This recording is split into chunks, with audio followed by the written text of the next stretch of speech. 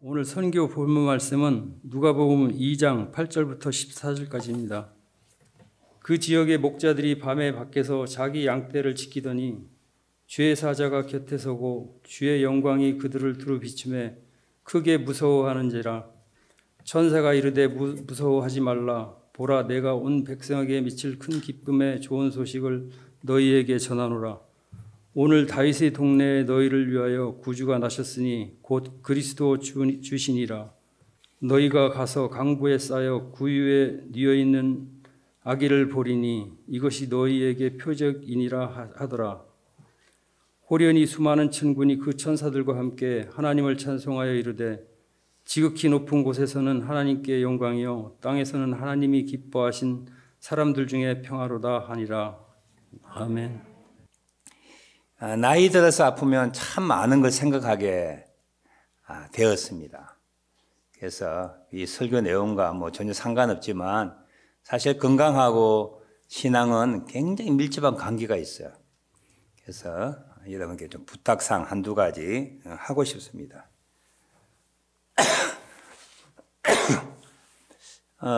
또 한 가지 느낀 거는 뭐냐면 이 사람은 평생 배우는구나. 평생 배우는구나.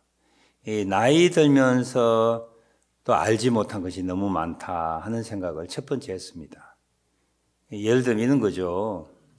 2주 이상 기침하면 사실은 의사를 만나고 엑스레이 찍어야 되는 게 정상입니다. 근데 저는 천식이니까 한 7, 8년 전에는 100일 동안 기침했으니까 시간이 지나면 낫겠지 그렇게 생각했는데 그게 오산이었습니다. 알지 못한 거예요. 나이 드시면 많이 앉아 계시죠? 우리의 경험, 우리의 고집, 지식이 틀릴 때가 있습니다. 그걸 여러분 잘 숙지하셔야 될 거예요. 사실 폐렴 진단 받고 난 다음에 굉장히 염려했습니다. 제가 그제서야 폐렴이 뭔가 인터넷 찾아보니까 65세 이상의 사망률 한국에서 제1위가 폐렴이에요. 그전에는 폐렴이 뭔지 몰랐어요. 그래서 막 인터넷 뒤지다 보니까 감기와 폐렴과 폐결핵의 차이가 나오더라고요. 감기는 이것이고 폐렴은 이것이고 폐결핵이 이것이가 그제서야 제가 알게 됐습니다. 여러분 차이 아십니까? 감기와 폐렴과 폐결핵의 차이 아십니까? 모르시지요? 한번 찾아보세요. 두 번째로 65세 이상 되신 분은 특이한 체질 외에는 폐렴 주사 맞으시기 바랍니다. 그 다음에 대상포진 백신 맞으시길 부탁을 드립니다. 꼭 맞으시길 부탁드리고요. 세 번째는 몸이 되게 아플 때는 사실은 바깥에 출입하기가 힘들 정도 약해져 있어서 이렇게 하다가 가족으로부터 어떤 교회 커뮤니티로부터 사라질 수가 있겠구나. 뭔 뜻인지 아시죠?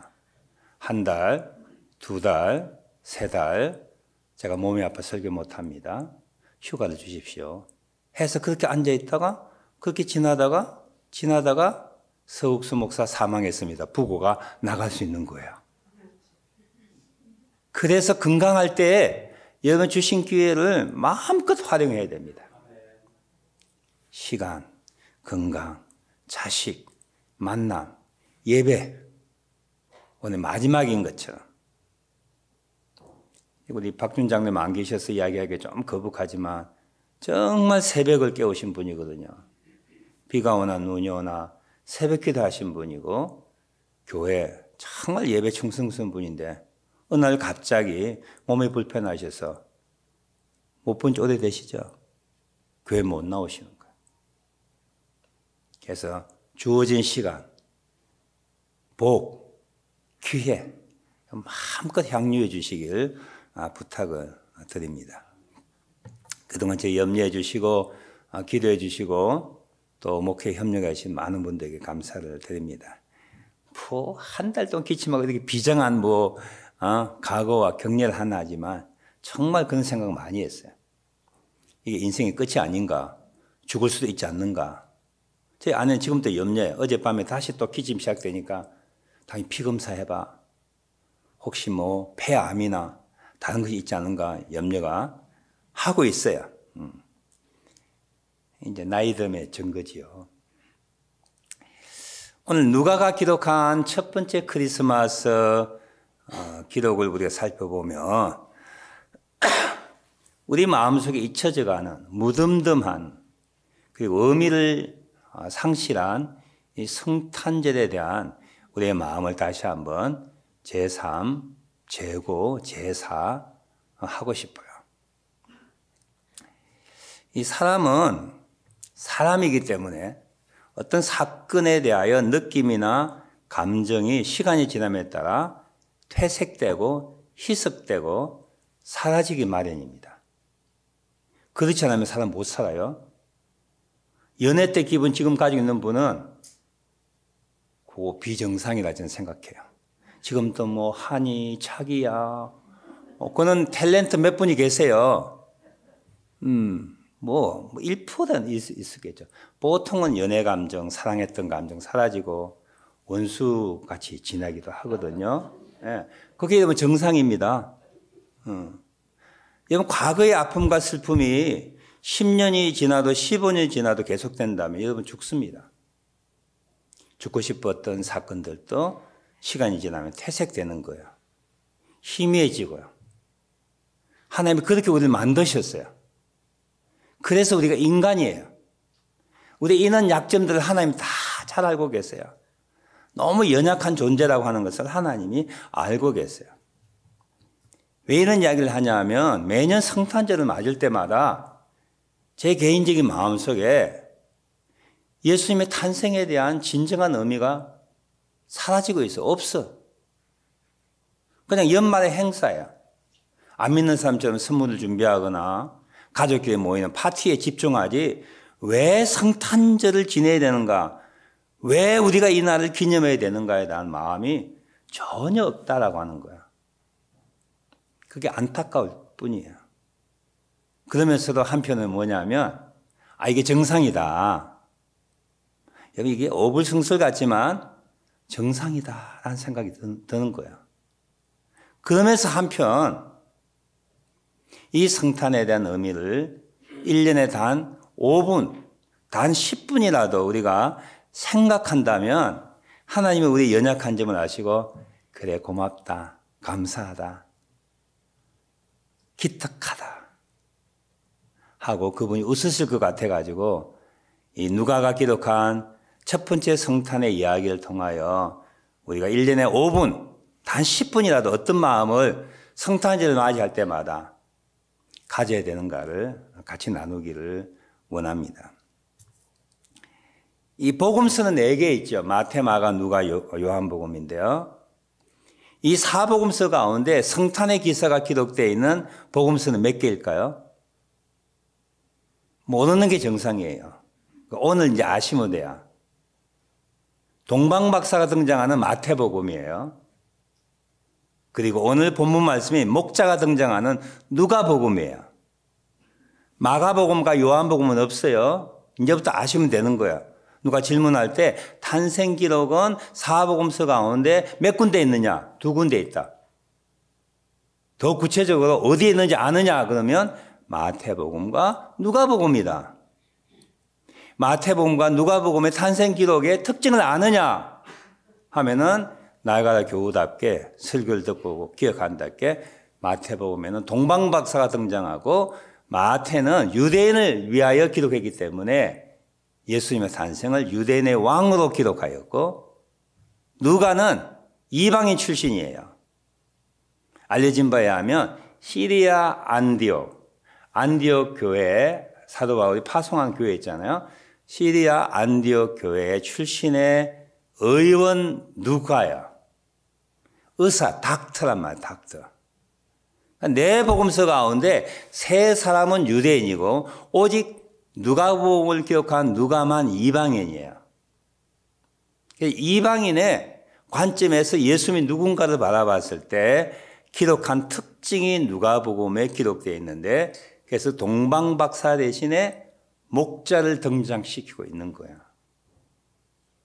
우리 목자라고 하면 이 구약에 나와 있는 다윗이 여호와는 나의 목자시니라고 하여 선한 이미지를 가지고 있습니다. 그런데 예수님의 탄생 시에 목자의 신분은 사회의 최하층 계급이에요. 소외받고 천시받고 무시받는 직업이 목자였어요. 이런 말이 있었다고 해요. 목자와 거래하는 것은 도둑과 거래하는 것과 같다. 아이들이 말 안 듣고 공부 안 하면 너 커서 목자 되라. 이렇게 악담할 정도로 목자는 천시받는 직업이었어요. 목자들은 정인으로서 서지 못하는 신실하지 못한 사람으로 알려졌어요. 근데 누가는 그리스도는 이 세상의 구세주로 오시는 그분을 누가 증거해야 될까 생각할 때 목자를 선정했다고 하는 거야. 목자의 눈길이 같다라고 하는 사실이야.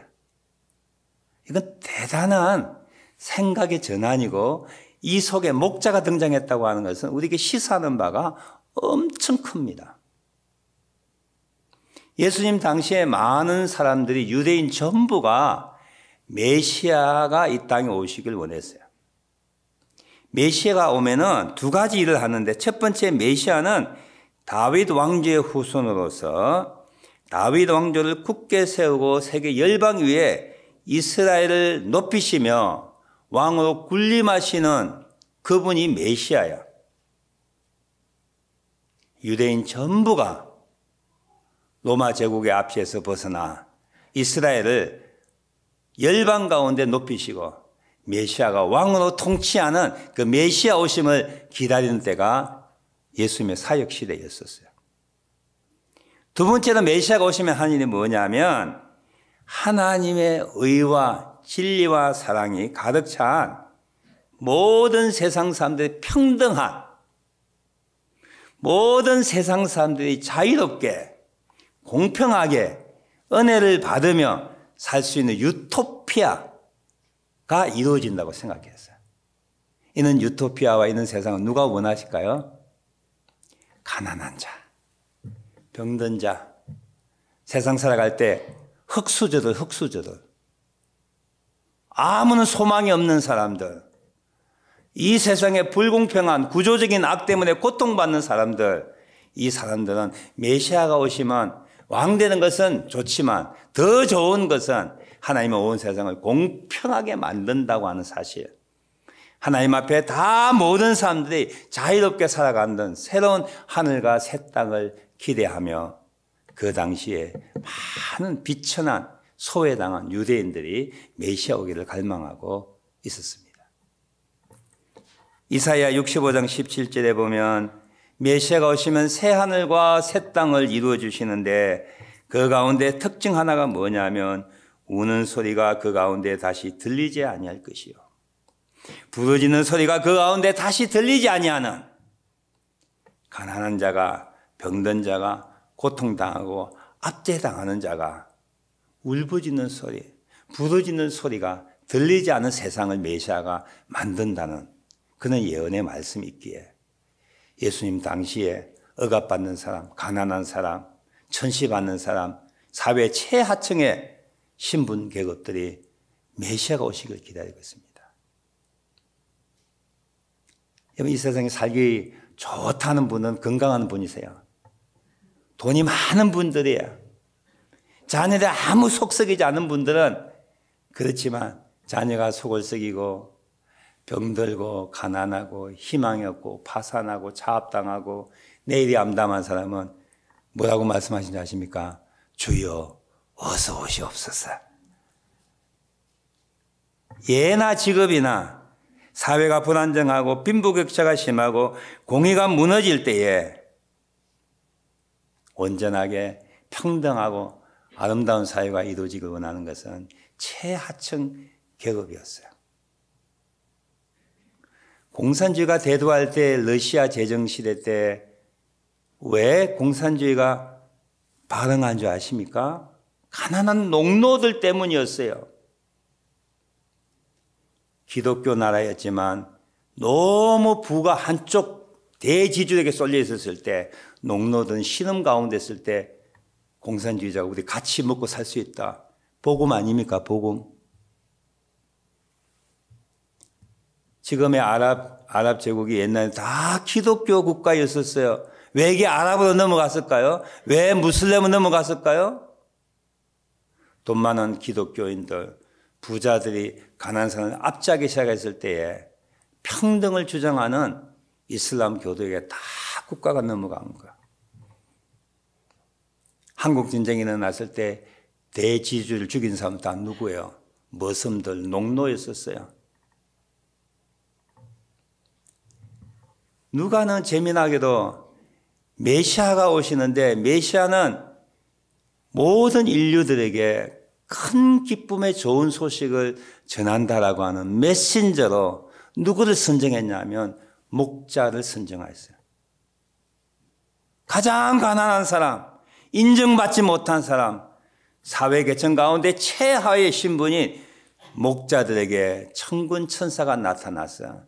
내가 너희에게 그리고 모든 사람에게 큰 기쁨의 좋은 소식을 전하여 준다고 누가는 기록하고 있어요.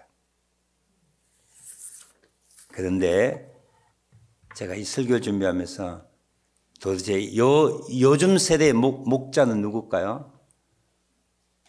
요즘 세대에 천대받고 사회 최하층 계급들은 누구일까요? 그런 사람들에게 그리스도가 오셔서 메시아 왕국을 이루어 주시고 우리를 구원하신다고 하는 그런 메시지를 전한다는데 요즘 시대의 목자는 누구예요? 제 마음속에 떠오르는 것이 하나님을 떠난 사람들 모두가 신분, 귀천, 피부 색깔, 인종을 망라하고 목자 같은 사람이라는 생각이 들었어요. 누가복음을 제가 쭉 읽으면서 누가복음 7장 22절에 이런 내용이 기록되어 있습니다. 세례 요한이 옥에 갇혔어요. 예수님이 그의 사역을 대신하여 많은 사람 무리들에게 복음을 전할 때에 세례 요한이 궁금하여서 제자 둘을 보내어서 하나님이 보내실 자가 당신입니까? 우리가 다른 사람을 기다려야 됩니까? 라고 질문했어요. 그때 예수님께서는 귀신에 들린 자를 고치시고 많은 병자를 고치시면서 자기에게 찾아온 세례 요한의 제자 두 사람에게 이렇게 대답하였습니다. 너희는 가서 보고 들은 것을 요한에게 고하되 첫 번째 소경이 본다. 안전뱅이가 걷는다. 저는 개역전서 옛날 번역을 설명하고 있습니다. 문둥병자가 깨끗함을 받으며 기머거리가 들으며 죽은 자가 살아나며 가난한 자에게 복음이 전파된다고 하라. 누가복음 4장 15절에는 성경 이사야 말씀을 읽으시면서 나를 보내사 포로된 자에게 자유를 눈먼 자에게 다시 보게 함을 눌린 자를 자유케 한다. 자기 사명을 말씀해 주셨어요. 오늘 목자와 같은 사람은 누구일까요? 바로 나와 우리들이에요. 예수 믿기 전에 우리는 소경이었습니다. 참 진리를 보지 못하는 하나님의 살아계심에도 불구하고 하나님을 알지 못하는 소경과 같은 사람이었어요. 저는 20살 때 예수를 만나고 난 다음에 처절하게 깨닫는 사건이 내가 그동안 눈먼 자였구나라는 생각이었어요. 우리 예수님 알기 전에 다 눈먼 자였었습니다. 눈 뜬 것 같이 보이지만 진짜 봐야 할 것을 보지 못하는 눈먼 자였어요. 아직도 예수님 알지 못하는 많은 사람들 본다라고 하지만 못 보는 소경들이에요. 예수님을 통하여 큰 기쁨의 좋은 소식이 전해진답니다. 보지 못하는 자가 본다는 거 얼마나 기쁜 소식이에요? 이게 다 보기 때문에 못 보는 건 모르시죠? 제가 가끔 집에서 시험한다고 그러잖아요. 눈 감고 아래층에 위층에 올라가고 하는 것. 그곳에서 10년 가까이 살았지만 겨우 가지만 문 밖을 나서면 열 발자국도 못 나갑니다.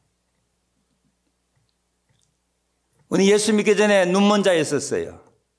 예수를 만나서 빛을 보게 된 겁니다. 눈이 열린 거예요. 얼마나 감격스러운가요? 예수님은 안전뱅이가 자기 때문에 걷는답니다. 안전뱅이 보셨어요? 저는 카나다에 본 적 없는데 한국에서 지하철 타면은 뭐 타이어 가죽을 밑에 해가지고 하반신이 없어요. 엉금엉금 기면서 네 줄을 가까이 하게 하면 찬송가 틀면서 손을 내밀고 오는 안전뱅이 옛날에 많았어요. 지금은 다 없어졌지만 시장마다 그런 분들이 많았어요. 얼마나 불쌍하게 보입니까? 우리는 서서 그러니까 그분들의 아픔을 알지 못하지요. 그런데 우리가 예수 믿기 전에 다 안전뱅이라고 하는 거예요. 영적으로. 걸어야 되는데, 뛰어야 하는데, 서야 하는데, 설 수 있는 힘과 뛸 수 있는 힘이 없는 몸의 제 기능을 100% 감당하지 못하는 우리 모두가 안전병이었었어요. 예수님 만나서 죽었던 기능이 다시 살아나고 앉았던 자리에서 서게 되고 누웠던 자리에서 앉게 되고 앉았던 자리에서 서게 되고 선 자리에서 뛸 수 있는 우리가 된 거예요. 예수 믿기 전에 우리는 문둥병자였습니다. 겉에 보면 신사숙녀지요. 옷으로 커버했지요. 세상에 다른 것으로 커버해서 그렇지만 속은 문드러진 거예요. 진물이 질질 나는 탐욕과 시기와 질투와 야망과 거짓과 미움들이 나를 부패하게 만드는 문둥병자와 같은 사람이었어요. 예수님 오셔서 그분이 안수하시고 그분을 만남으로 우리 속에 있는 그는 문둥병자가 낫게 되었고 지금 또 나아가고 있는 가정 가운데 있는 거예요. 김어거리가 듣는다 그랬어요. 여러분 예수하면서 말이 안 통하죠? 정치 이야기는 통해요. 스포츠 이야기는 통해요. 경제 이야기는 통합니다. 안 통하는 게 있어요. 하늘의 은혜에 대해서는, 구원에 대해서는, 예수님에 대해서는, 사후세계에 대해서는 말이 통하지 않습니다. 안 믿는 부부 여러분 가끔 계시죠? 말이 안 통하죠. 안 믿는 자녀들 있죠? 말이 안 통하지요. 안 믿는 부모님 계시죠? 말이 안 통하는 거예요. 왜 말이 안 통할까요? 귀가 먹어서 그런 거예요. 우리 예수 믿기 전에 다 기머거리였었어요. 하나님이 내가 너를 사랑한다. 내가 너를 구원하기 위하여 내 아들을 보낸다라고 하는 복음의 메시지에 귀를 기울일 수 없는 기머거리였었어요. 주님의 은혜로 이 막혔던 귀가 열렸습니다. 죽은 자가 다시 살아난다고요. 예수를 믿으면 그 속에 영생이 없습니다. 하나님이 없는 사람은 실상 살았다나 죽은 자야. 어디로 가는지 무엇을 위해 사는지 알지 못하는 삶은 목적이 없는 삶은 죽은 삶이에요. 가난한 자에게 복음이 전파된다 그랬어요. 우린 좀 없어도 마음이 좀 풍족하지 않습니까? 안 믿는 사람은요 수천억을 가져도 그 허한 마음, 뻥 뚫린 마음 채울 수가 없는 거예요. 그 다른 것으로 채워요.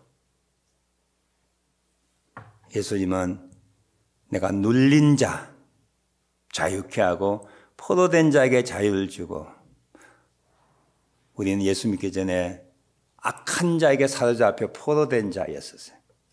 세상의 염려와 근심 가운데 눌린 자였었어요. 진정한 평안이 없던 자였었습니다. 예수님 만나서 빛을 보게 되고 귀가 열리고 속에 문둥병자가 있는 죄악들이 용서받고 죽었던 기능들이 다시 살아나고 하나님을 예배하게 되고 무엇을 위해 사는지, 죽고 난 다음에 어떤 삶을 우리가 전개되는지 알게 된 사람이 된 거야.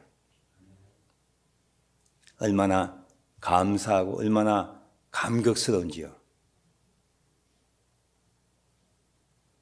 하나님은 1년 12달 365일 그는 구원에 감사하며 살기를 원하지만 우리는 못해요. 언제 한번 해야 돼요? 성탄절.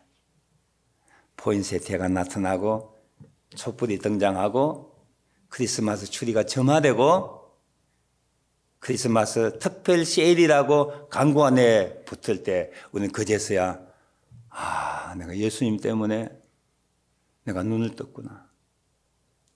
예수님이 나를 위하여 십자가 죽으심으로 내가 생명을 얻었구나. 내가 하나님의 자녀가 되었구나. 내가 예배자가 되었구나. 내가 죽음을 두려워하지 않는 사람이었구나 라고 하는 단 5분만이라도 그 성탄의 의미를 생각하면 하나님이 굉장히 기뻐할 거예요. 50분은 더 좋고 5일은 더 좋고 5개월이면 하나님 아마 죄송하냐 미칠 거예요. 기뻤어. 그러나 하나님 우리의 제한성과 연약함을 알기에 단 5분이라도 하나님 저를 구원해 주셔서 감사합니다. 저를 위하여 당신의 아들 죽게 해주셔서 감사합니다. 아직도 냄새 나는데요. 아직도 문둥병자와 같은데 아직도 보지만 안 보는 것처럼 살고 있는 나 불쌍한 나를 사랑하시니 내치지 않으시니 감사합니다. 그런 생각을 좀 가지시면 좋겠어요. 얼마 전에 제가 페이스북을 보면서 유튜브에 동영상 하나 보면서 얼마나 마음이 짠하고 오늘 설교와 연관되는 내용인지 남아있어 여러분과 함께 전합니다. 아마 보신 분도 계실 거예요. 미국의 어떤 중년 부부가 그 아내 한 분이 어떤 기회를 통하여 중국의 고아원에 5살짜리 눈먼 소녀 하나를 보게 되었어요. 그 마음속에 감동이 생겼어요. 쟤를 입양해야 되겠구나. 남편이 경찰관인데 여보분이 한번 밥을 먹자고 식당에서 밥을 먹고 어렵사리 이야기를 꺼냈어요. 내 마음이 감동이 오는데 그 애를 입양했으면 좋겠다. 남편이 주저하는 거예요. 당연하죠. 건강한 아이도 입양하여 키우기도 힘드는데 또 중국 아이를, 고아를, 눈먼 아이를 입양한다고 상당히 부담감을 가졌어요. 이 두 부부가 결정하지 못하고 오랫동안 이야기하는 가운데 부모들이 심상치 않은 이야기를 하는 걸 듣고 아들이 나타나 엄마 아빠 무슨 이야기해? 그 여차여차 이런 이야기 한다 그러니까 아이가 가만히 있다가 엄마 아빠는 그 아이가 평생 또 고아원에 살기를 원해. 그게 좋겠어. 우리 집에 와서 사는 게 좋겠어. 라고 질문하더라는 거예요. 그건 무슨 뜻이죠? 엄마 아빠 힘들지만 그 아이를 입양해라고 하는 아들의 권고였어요. 그래서 부모가 힘을 얻고 모든 서로 수속을 하고 중국을 날아가 보고 결국 그 아이를 입양하는 첫 장면이 비디오에 나왔어요. 공항에서 그 아이를 안는데요. 아이를 안는데 아이가 5살짜리가 한 2살짜리의 체격이에요. 팔다리는 앙상했어요. 그리고 동영상에 이 아이 냄새 난다고 그랬어요. 악취가 나는 거예요. 그리고 이 아이는 양부모의 품에 안겨서 얼굴을 못 드는 거예요. 소경이니까 보지를 못하고 이도 들쑥날쑥 악취가 나는 부끄러운 가운데 수치스러운 가운데 당황스러운 가운데 그 양부모의 그 품에 안겨 있는 모습을 보면서 저 소녀가 예수 믿기 전에 나의 모습이구나. 아무도 돌보지 아니하는 소망이 없는 절망 가운데 인생을 살아갈 수밖에 없는 보지 못하는 버림받은 내 모습이 거기에 투영이 되더라고요. 어쩌면 우리의 모습일 수도 있어요. 그 양부모는 시간과 물질과 수고와 노력을 다 투자해서 그 아이를 자기 딸로 입양하면서 그 다음에 커가는 과정을 잠깐 보여줬어요.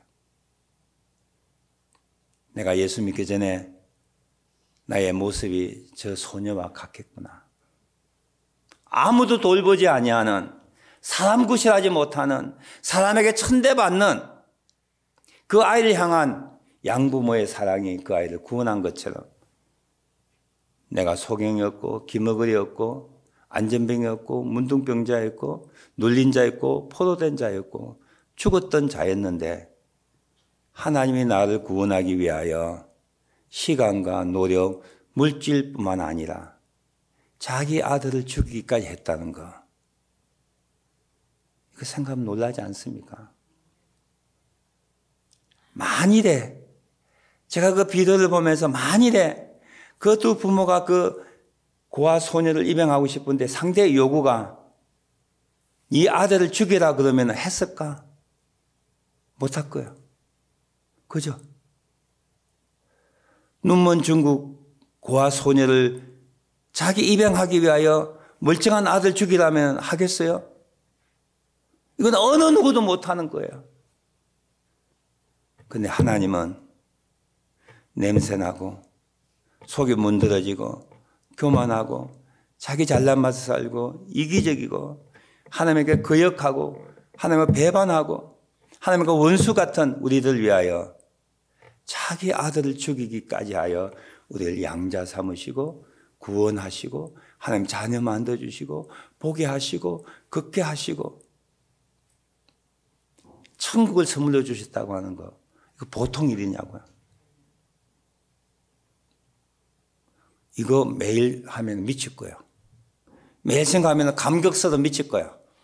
하하하 호호하 아이고 좋아 아이고 좋아. 여보 미쳤어. 못 살아요. 하나님은 그 우리 연약함을 아세요. 우리의 제한 때 모습을 아세요. 1년에 단 성탄절 캐롤이 울리고 크리스마스가 줄이 세워질 때 5분만이라도 생각하자는 거야. 내가 이전에는 소경이었지. 예수님이 이 땅에 오셔서 나를 위해 죽으셔서 내가 보게 되었지. 감사하다. 내가 사탄의 종이었지, 억눌린 자였지, 포로된 자였지. 주님 오셔서 나를 자유케 하셨어. 나에게 영생을 주셨어. 감사하다. 그런 마음을 가지고 아직도 눈먼 자로 있는, 아직도 안진뱅이로 있는, 아직도 문둥병자 같은 세상 사람들에게 당신에게 큰 기쁨의 좋은 소식이 있습니다. 돈이 아닙니다. 건강이 아닙니다. 지위가 아닙니다. 하나님의 아들 예수 그리스도를 믿음으로 큰 기쁨의 좋은 소식이 온다라고 하는 것을 우리는 가르쳐 줘야 할 것입니다. 그 전에 우리가 그 은혜에 감격하는 우리들 되었으면 좋겠어요. 1년에 단 5분만이라도 하나님 감사합니다. 참 우리들이요 잊어먹기 하는데 100단이에요 100단. 제가 기침 때문에 잠 못 잔다고 그랬잖아요. 1시간 만에 깨어나서 앉아서 잔다고 그랬잖아요. 너무 고통스러워요. 근데 항생제 먹고 나니까 한 번도 안 깨어나고 일어난 거예요. 제 아내도 놀라고 나도 놀라고. 그런데 그 기분이요 하루도 안 가더라니까. 그 다음날 되니까 잠 잘 자도 아무 감사가 없어. 야 사람이 이렇게 간사하구나. 그래서 제가 이 설교하는 거예요. 하나님이 우리 이해하실 거예요. 충분하게. 야 구원해냈는데 감사한 거 1년 내내 지켜보다가 크리스마스 때 5분이라도 너무 감사하면 막 하나님이 춤을 출 거야. 아직도 살아있네. 감사하네. 내가 잘했지. 죄 구원하길 잘했지. 올해 못하면 내년 또 기다릴 거예요. 누가가 이방인의 사도로서 누가복음을 지을 때 누구를 선정했어요? 목자. 당시에 최하위 신분계급에게 큰 기쁨의 좋은 소식을 너희를 위하여 구주가 하셨다는 거예요. 부자가 아니라 기득권자가 아니라 너희를 위하여 구주가 나셨다. 오늘도 2021년 지나기 전에 정말 여러분 잘나서 하나님 구원하신 거 아니에요. 너무 잘난 체 하지 마세요. 전부 문둥병자예요. 문둥병자. 전부 못 보는 사람이었어요. 전부 안전병이었었어요. 눌린 자, 포로된 자였어요. 아직도 그런 가운데 있지만 하나님이 그래도 우리를 내치지 아니하시고 그 아들 죽기까지 사랑하신 그 은혜 때문에 나를 품고 있고 오래 기다리신다고 하는 것, 좋은 소식 아니겠어요? 이 성탄의 기쁜 소식을 우리 마음속에 정말 간직하고 감사하고 아직도 보지 못하는 자에게, 안전병과 같은 사람들에게, 속에 문드러져가는 죄악 가운데 있는 사람들에게 당신에게 큰 기쁨의 좋은 소식은 예수 그리스도, 우리를 구원하기 위해 이 땅에 오신 그리스도, 우리를 구원하기 위해 십자가에서 생명을 내오신 그리스도라고 소개할 수 있는 저와 여러분 되시길 주님으로 축원합니다.